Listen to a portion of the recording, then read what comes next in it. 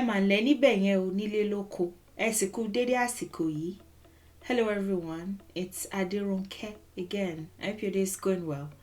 Today I'll be addressing the word Echu and what it means in and of itself. It's not a myth or a mystery. You can break it down and see what it means, particularly in a bid to dispel the idea that this deity, this ancestor, has anything to do with the devil or Satan or whatever other foreign idea has been dumped on the energy. Before we say issue is this, issue is that, we should at least know what the name means. Shu is the central verb in a shu. Shu. It means to round or give a spherical shape to something. To round something or give a spherical shape to it. It could also be to mold something roundly. To mold something roundly. Mold roundly. Shu. If it's clay, if it's food, if it's something, whatever it is, when you round it like that, that verb is shu. It could also be to crowd around or over something, to encircle something. It could be to gather around. It could also be to crowd around something or to crowd over something. So these are examples of words that have shu in them before we even talk about Eshu. Oshupa. Oshupa. Oshupa is what we call the moon. And it's also how we got the idea of months, how to count that way. Oshupa. It's the round thing that gives light. Oshu. We got Oshu from Oshupa, and it's because we count with the moon. I'm not sure if it was the full moon that determined the end of a cycle or the new moon. I'm not sure, but we used to count that way. Oshupa meji, Oshupa meta. We used to count by months that way, just by looking at the phase of the moon. Then we have Oshuka. Oshuka is a round edge support. So if you, ka is to like fold. There's a heavy basket or a heavy bowl that I have to carry. And we typically carry things on our heads because it's a lot easier than carrying it with your arms. So this is a piece of cloth or a wrapper or something. You do this like this. So you put it round like that. And then you put it on your head.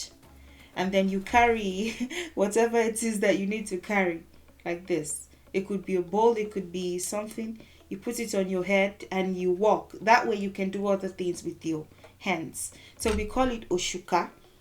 The round, you fold it around and you make it a head support. Whenever you see shu like that, something is round or something is going to be made round, depending on the context. So what does that tell us? Eshu.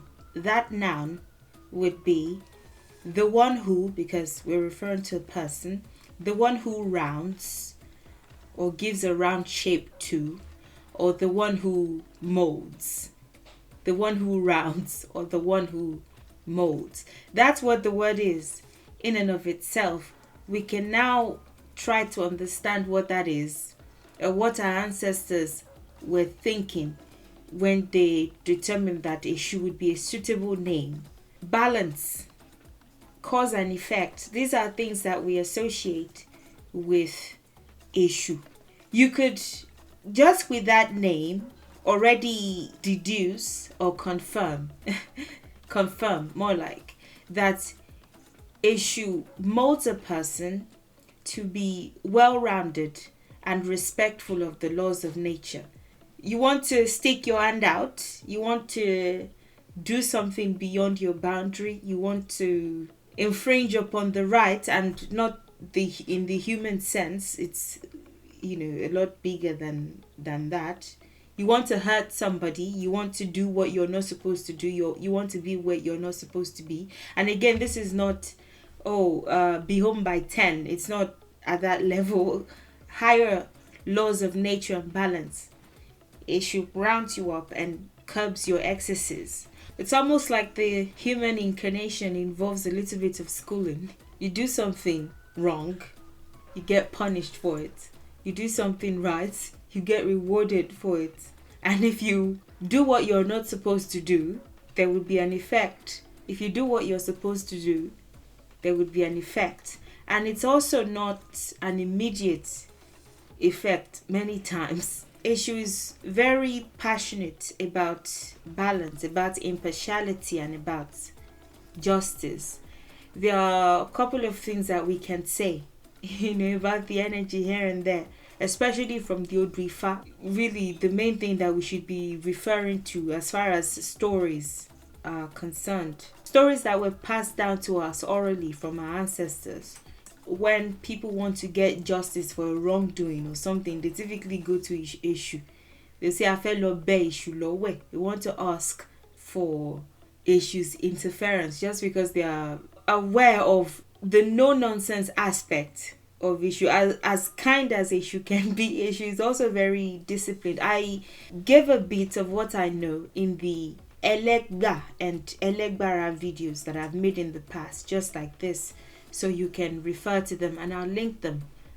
Videos on what the words Elegba and Elegbara mean. People who refer to themselves as Omwe should know that it's in the, I don't know, because a lot of people grew up in the church. Let me just use this example. If you're the pastor's kid, all eyes are on you. And yeah, no, it's not even a perfect example, but it's one that a lot of people will probably understand. It's a lot of pressure.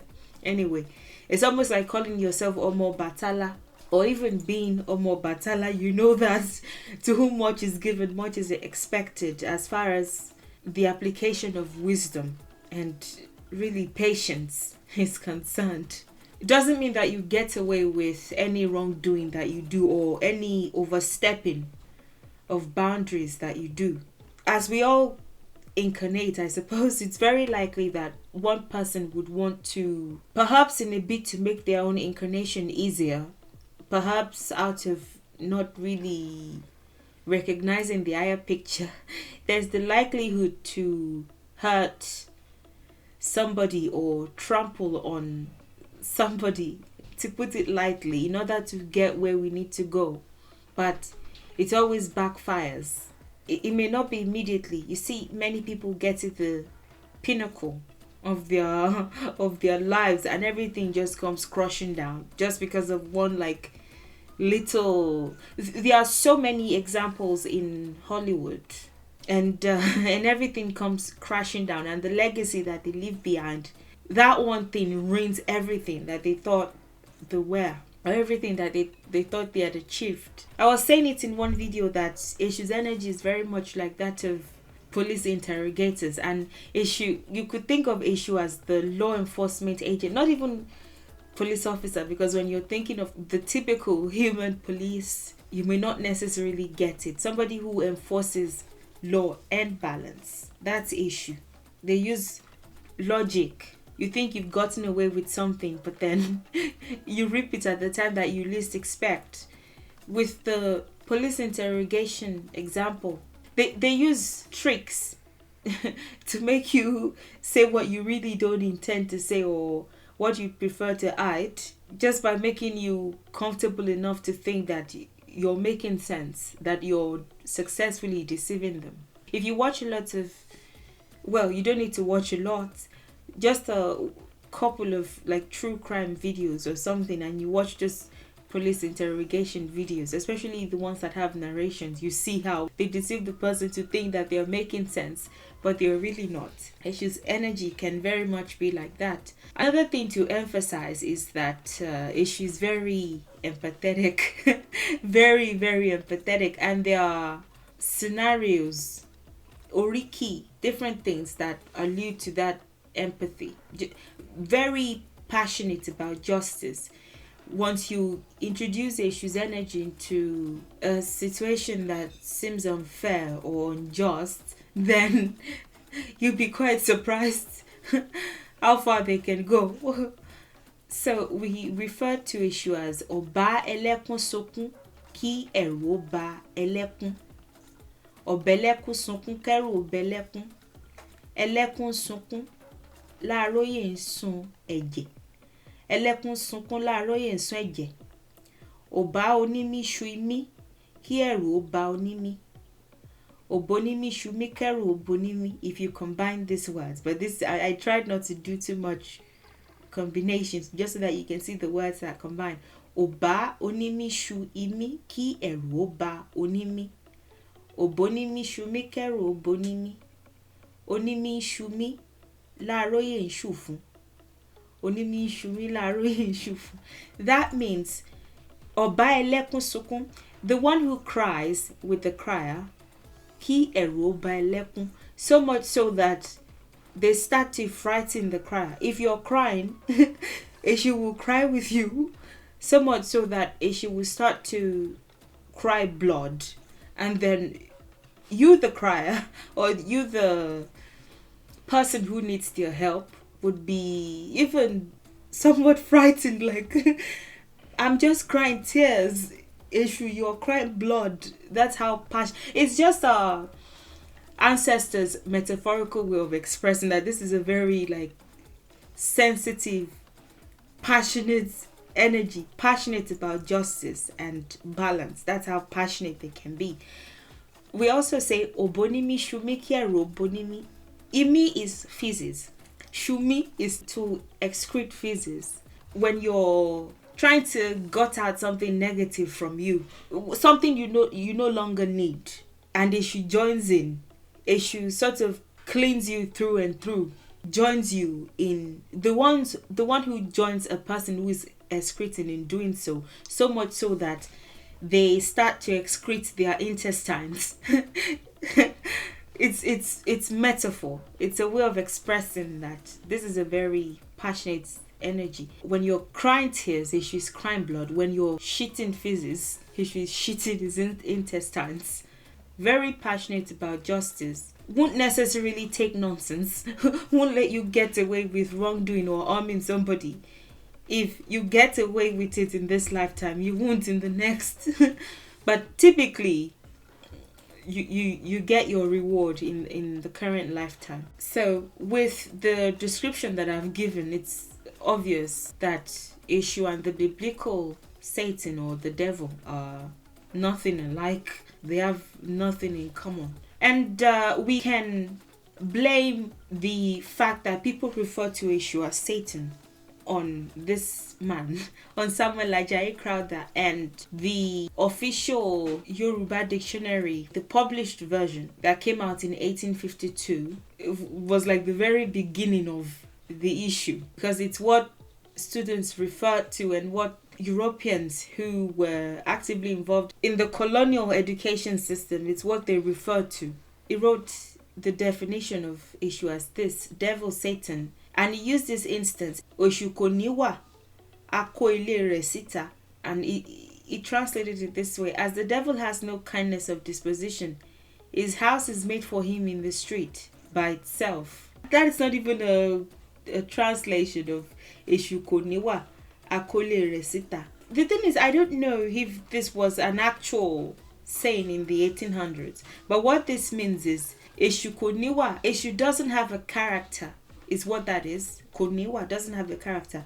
Akole resita, the one who would expose what is supposed to be indoors or what is supposed to be hidden.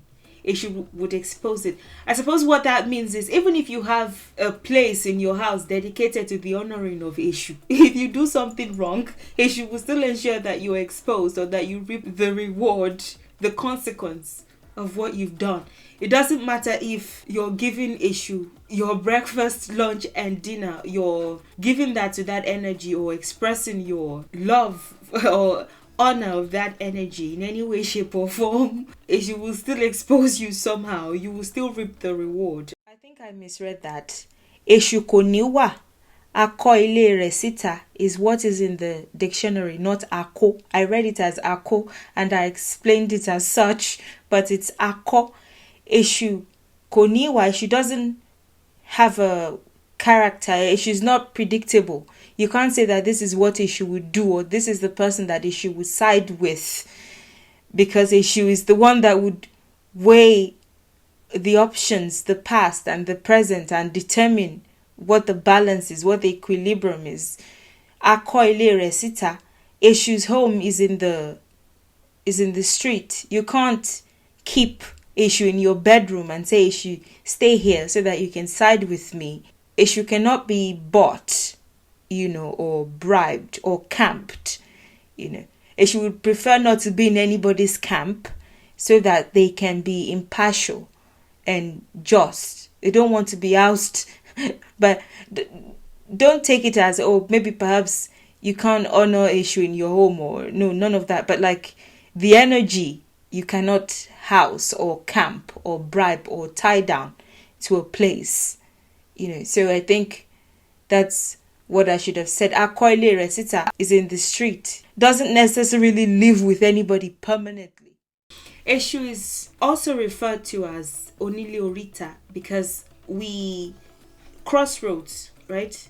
We think of Eshu as the deity that stands there because for everything that we do, every single thing, we're having to make a decision. I made a decision to work on this video. You may make a decision to take breakfast. Every single aspect of our lives, every minute, you may make a decision to lay on your bed and sleep, and you may not if you can hold tight and not fall asleep. Everything that we do involves decision making, whether you think about it consciously or not, because some things just become very routine or expected. Eshu is always there to sort of observe, are you going to do the right thing or not? Are you going to take someone else's property? Or are you going to not take it? Are you going to scam somebody of their hard-earned money? Or are you not going to? Are you going to help this person? Or are you not going to? She's always there to observe. And especially when approached, but not necessarily, always there to ensure that you reap your reward somehow at the appropriate time. Many times it's when the person least expects. You build and then it comes crashing down because at some point you did something wrong. This is the first Yoruba dictionary that Samuel Ajayi Crowther published around the same time, I think. It substituted Satan with Eshu. Now, many people are starting, even in the church, many people are starting to, just out of respect for people who honor the energy, whether they want to align with Christianity or not, they are intentionally saying Satani now. They've Yorubanized Satan and they are saying Satani. But many people don't like that. Many people still want Satan to be referred to as Eshu because somehow they think that it makes people a little bit afraid of indigenous spirituality. So they like the effect that has on the average person, and they are insisting on using Eshu instead of Satani, despite the fact that there have been campaigns and pleas and expositions and breakdowns. A lot of people, a lot of Christians and Muslims are still very much adamant. So there's that. How did it come to be that people would refer to Eshu as Satan and think of Eshu as some demonic energy rather than the energy that observes, the energy that you encounter when it's time for you to make a decision? Right and wrong can be subjective, but they are universal laws. Subjective because what you think is good for you may be bad for somebody else. So Eshu is the energy that thinks of their own perspective and thinks of yours and determines what the general good is and what the general bad is. That's the energy that Eledumare has placed in that state to observe and also issue the applicable consequence of the action that you've taken. This is Samuel Ajayi Crowther again. In the Church Missionary Society version of the Yoruba dictionary, I think this was like the third Yoruba dictionary. Somebody published a second version, but really all of them just built on what Samuel Ajayi Crowther documented. There's one that was published by the University of Ibadan was the same thing. Devil, Satan, demon.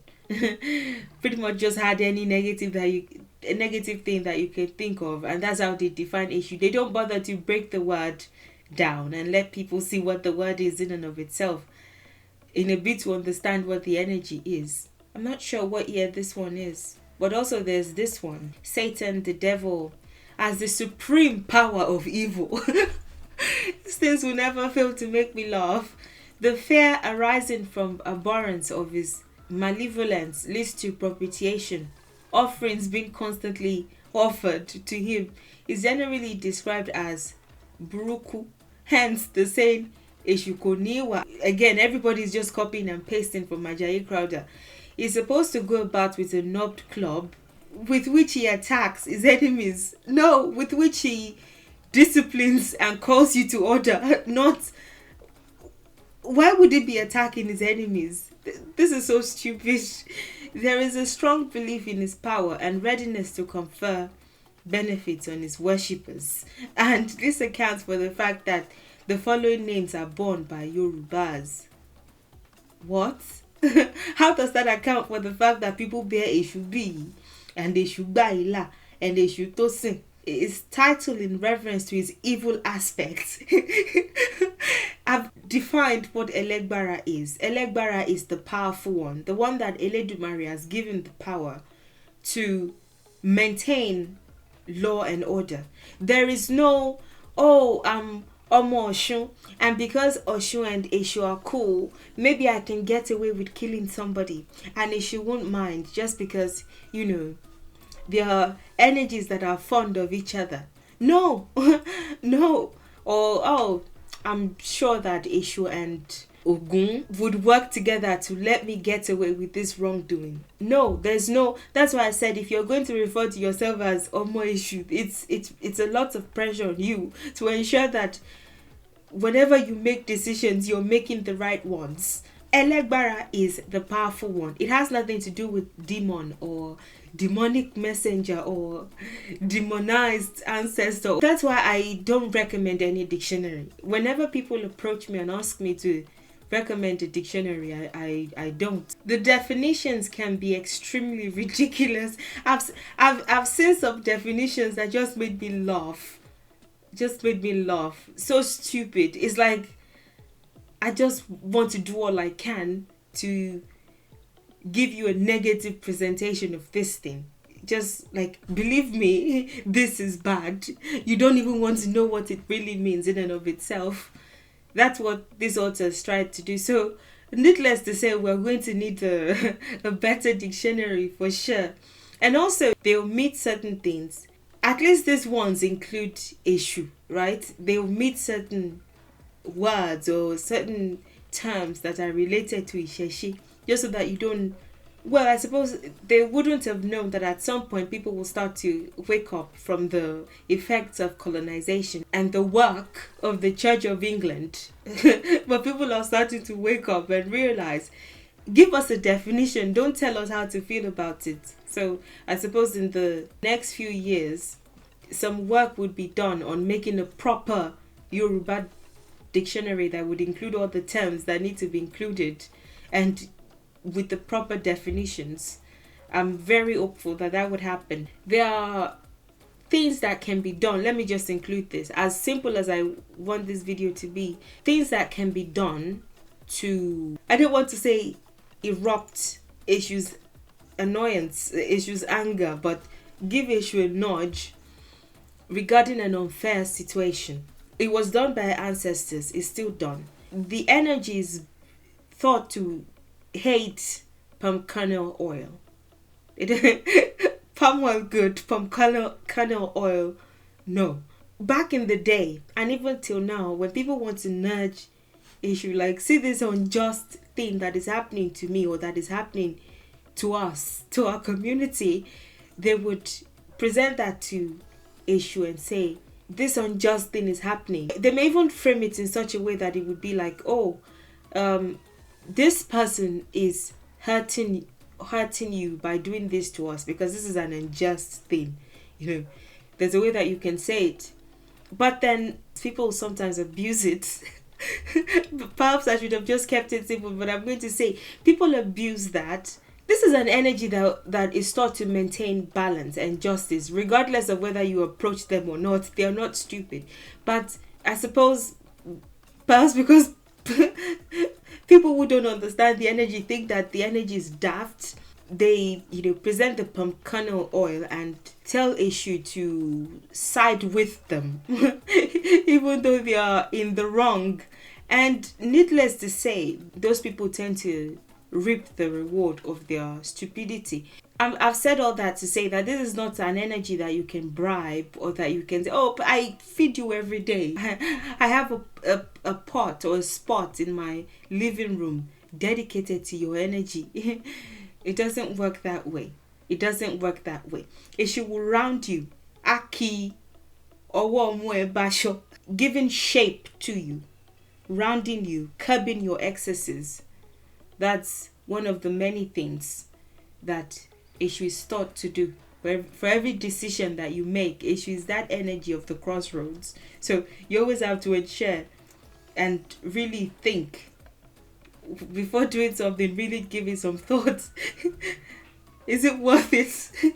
Is it worth the consequence? Is it worth the punishment? If you do it at 25, of course it's waiting for you when you're 50, when you least expect.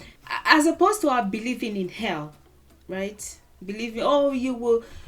I think that's what many many Christians encourage, or directly or indirectly think, that if you do something wrong and you say, oh God, I'm sorry.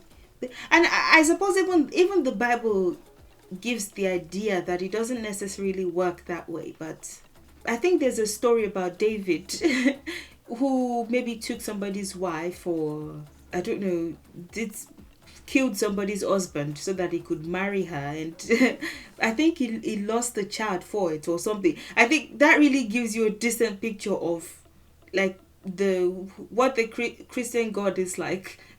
Can be very no nonsense too, but with Jesus, and people try to, I guess, present Jesus as like, oh, this energy that will let you get away with everything. Just close your eyes and say, oh God, I've been bad, forgive me, amen. And suddenly the person that you stole from, you're free from that. And the person that you hurt, oh, you've been forgiven, and you're definitely going to heaven now. You don't even need to do anything else. No, you have to do the best that you can to return what you've taken, to give it back in some way, even if the person is no longer available to take it. You've not gotten away with it. But with the charismatic, it's none of my business anyway, but with the charismatic religion of the present day, it's like, oh, you've gotten away with it and God understands. Oh, don't worry. If you still don't worry, it's fine. We're bound to do the wrong thing, but Echu's energy is very much the energy of, well, are you going to make it right, or is it even worth it doing something wrong in the I feel like if more Yoruba people, especially the ones who follow Abrahamic faiths, if they understand Echu better, and they no wonder they don't want to, because it just seems like, oh, so I'm going to be accountable for every single thing that I do. I don't want that. Let me just do Christianity where I can be forgiven for every single thing without having to worry. If they embrace the energy of Echu, there'll be much less hypocrisy, and people would be a lot more sensible, for sure, if they understand Echu's energy and they honor that energy of, am I going to do something right? Or am I going to do something wrong? I'm going to leave it at that. If you have any questions, please don't hesitate to ask. Thank you for watching. Thank you for your time and for your support, and I'll see you in the next one. Enjoy the rest of your day, and bye for now.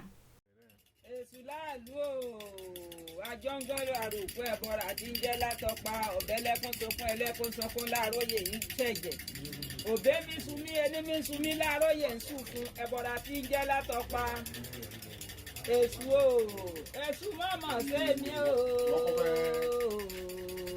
dákun má sẹ́ni kọ̀ọ̀kan wá èṣù má mọ̀ ṣe wá dákun má sẹ́ni kọ̀ọ̀kan nínú awo àwa rẹ̀ ní ṣùgbọ́n àwa rẹ̀ ní ìkẹ́kùn èṣù má ṣe wá dákun má sẹ́ni kọ̀ọ̀kan wá o èṣù tó bá sọ máa wo ilẹ̀ lọ́dà o ńlọ́dà lákélákéláké ńlọ́dà lóko o ńlọ́dà lọ́là èdèlé ọ̀rọ̀gùn ọlọ́mọ ògbóyè láti.